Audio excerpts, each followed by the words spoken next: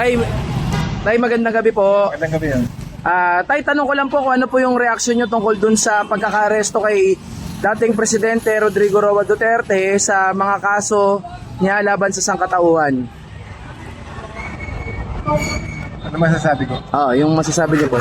Siguro tama lang kasi mali naman yung gusto natin.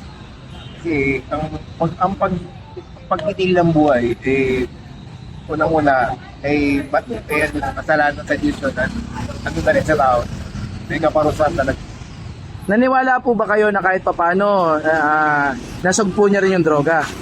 Oo naman.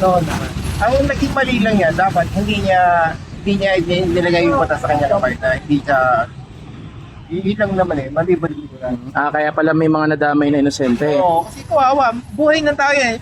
Mas maganda ba, kinulong lang yung tao. Pagkakulong, hindi makapagsisipa yung tao.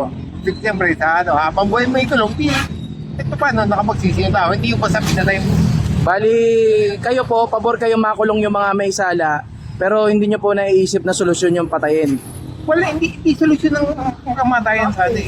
Kasi may batas tayo. Batas ng tao, batas ng Diyos. Siyempre, kailangan natin lalo sa Diyos, diba? At yun na, pananaw.